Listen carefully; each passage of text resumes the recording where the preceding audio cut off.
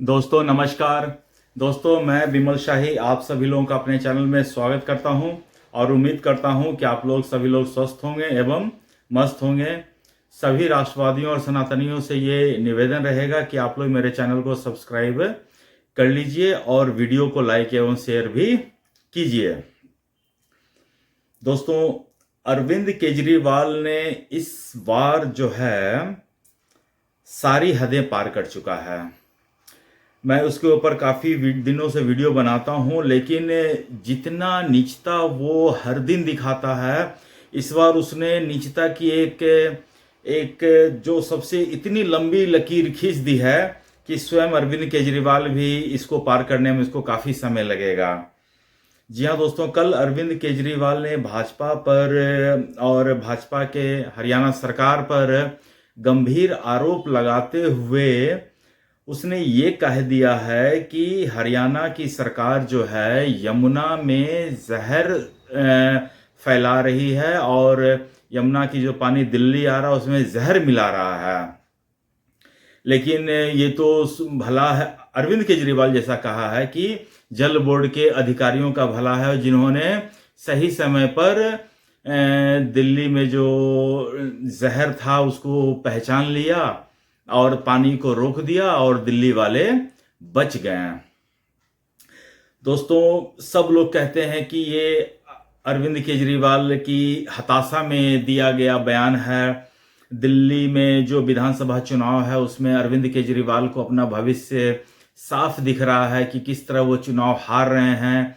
लेकिन हताशा के साथ मैं इसे अरविंद केजरीवाल का जो शराब पीने का जो है, शराबी अरविंद केजरीवाल इतने ज़्यादा दारू पीते हैं, अरविंद केजरीवाल शराब का सेवन करते हैं कि उन्हें पता नहीं चल रहा है अब कि क्या सही है क्या गलत है, क्या बोलना चाहिए क्या नहीं बोलना चाहिए। इन सब केजरीवाल बिल्कुल एक उन्मुक्त पागल कुत्ते की तरह मैं कहूँगा हो गए हैं।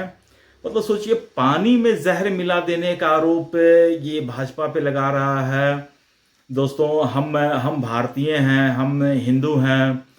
हम अगर गाड़ी चलाते हैं, अगर सामने एक छोटा सा कोई चींटी भी दिख जाता है तो हम अपनी गाड़ी बचा कर निकलते हैं या हम पैर बचा कर निकलते हैं कि हमसे वो कहीं मर न जाए।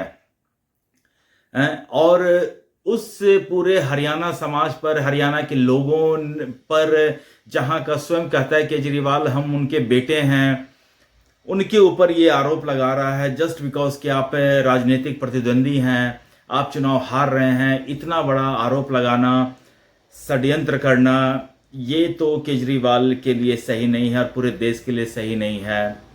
दोस्तों भारत के दो दुश्मन देश हैं, एक इधर पाकिस्तान इधर चाइना। भारत से कितनी नदियां पाकिस्तान में जाती है, चाइना से कितनी नदियां हिंदुस्तान में आती है। ब्रह्मपुत्र नदी चाइना से बहकर हिंदुस्तान में आती है, इधर से इंडस रिवर सब पाकिस्तान जाता है। पानी रोक देना, पानी कम देना, ये सब राजनीतिक उथल पुथल मची हुई रहती है।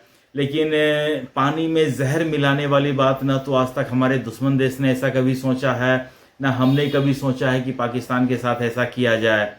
और फिर सोचिए अरविंद केजरीवाल कितनी विकृत मानसिकता का आदमी है कि उसने ये आरोप लगा दिया कि भाजपा जो है हरियाणा से पानी, ऐसा जहरीला पानी भेज रहा है ताकि दिल्ली के लोग पानी पिएं और मर जाएं। केजरीवाल ये नहीं सोचा कि हरियाणा से जो पानी छूटेगा दिल्ली आएगा, दिल्ली से गुजरकर फिर आगे यूपी भी तो जाएगा।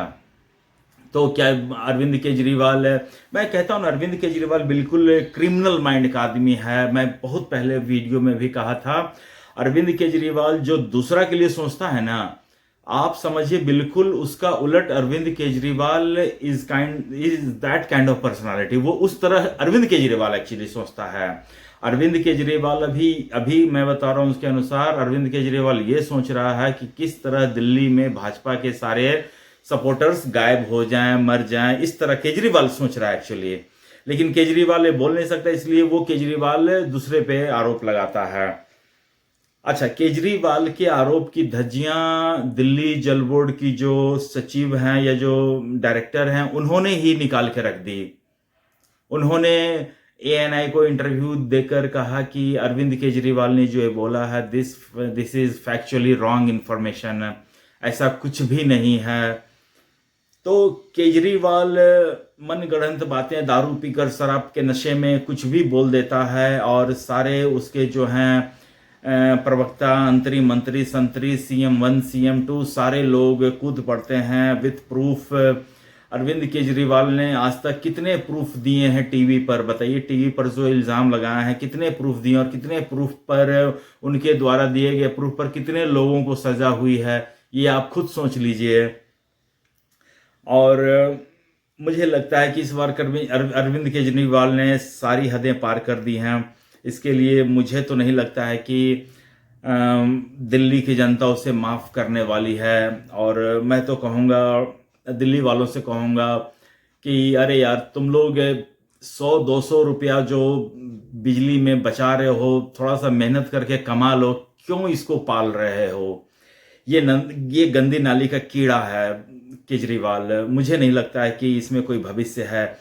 जितना लोगों ने समय बर्बाद करना था इसके पीछे कर लिया। मुझे नहीं लगता इसके पास से कोई भविष्य है, कोई विज़न है लोगों की भलाई करने के लिए।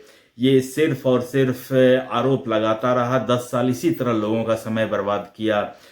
किसको कितना फ़ायदा मिला? ये तो कहता है कि मैं तो गया तो बहुत बड़े बड़े प्राइवेट स्कूल के बच्चे नाम कटाकर सरकारी स्कूल में आए हैं। कि इसकी दावों में कितनी सच्चाई है ये तो भगवान ही जानता है, या फिर जिसने उस स्कूल में एडमिशन लिया है वही जानता है।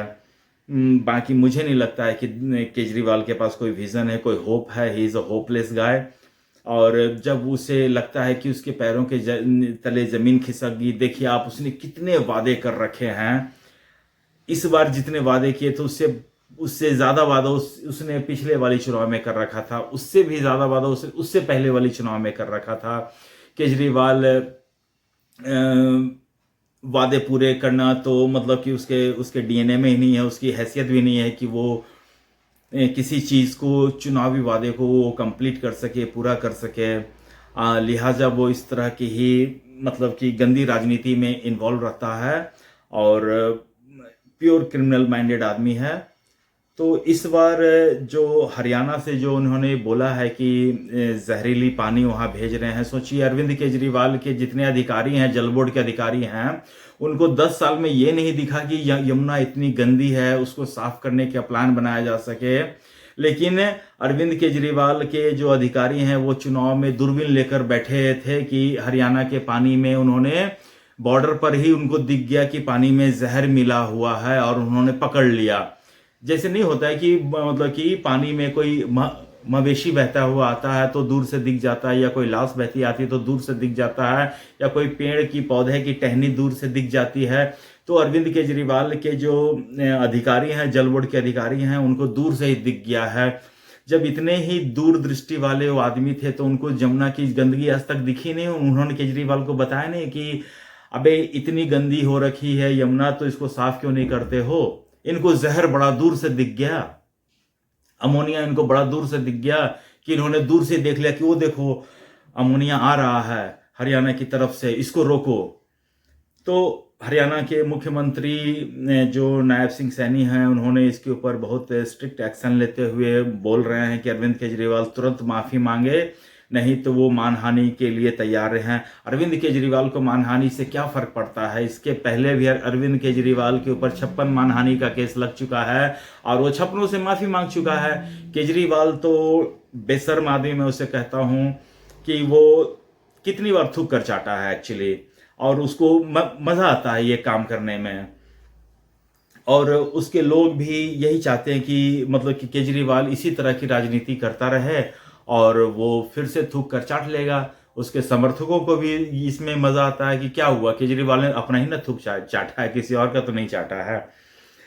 तो ये सब व्यवस्था हो रहा है और दिल्ली में बिल्कुल इसने गंद मचा रखा है चुनाव प्रचार में। अभी देखिए, चुनाव में जो है 5 फरवरी को दिल्ली में वोटिंग है और उसी दिन भारत के जो प्राइम मिनिस्टर हैं वो प्रयागराज में महाकुंभ में डुबकी लगाएंगे। तो मुझे डर इस बात का है कि अरविंद केजरीवाल क्या करने वाला है। मुझे लगता है कि 5 तारीख से पहले अरविंद केजरीवाल को ऐसा मुझे लगता है कि अपने ऊपर ज़बरदस्त अटैक करवा सकता है केजरीवाल। या तो अपने ऊपर गोली चलवा सकता है या अपने अगल बगल धमाका करवा सकता है। मैं तो कह रहा हूँ दिल्ली पुलिस को कि बी अलर्ट। ये इस तरह से क्रिमिनल सोच रखने वाला सीएम है और ये इसी तरह से सोच रहा है, तो आप लोग थोड़ा सतर्क रहिए दिल्ली पुलिस वाले। ये हो सकता है कि अपने ऊपर अटैक करवाए, जबरदस्त तरीके से अटैक करवाए कि पूरी मीडिया का अटेंशन इसके ऊपर शिफ्ट हो जाए और 4 तारीख और 5 तारीख को सारा मीडिया इसके ऊपर फोकस करे। तो अरविंद केजरीवाल इस तरह का पर्सनालिटी है और बस अब चुनाव अरविंद केजरीवाल को एक्चुअली लग रहा है कि उसके पैरों तले जमीन खिसक चुकी है। वो दिल्ली में घूम रहा है, उसे उतना अच्छा रिस्पांस नहीं मिल रहा है। जहां जा रहा है विरोध हो रहा है, जहां जा रहा है थप्पड़ खा रहा है, जहां जा रहा है स्याही फेंका रहा है, हर तरफ उसका विरोध हो रहा है।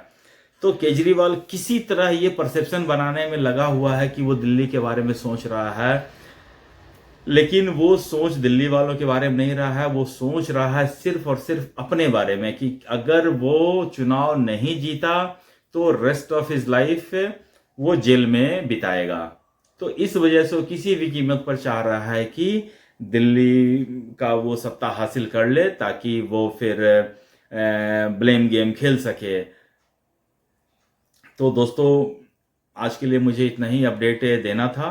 आप लोग अपना ख्याल रखिए, स्वस्थ रहिए, मस्त रहिए। तब तक के लिए नमस्कार, बाय।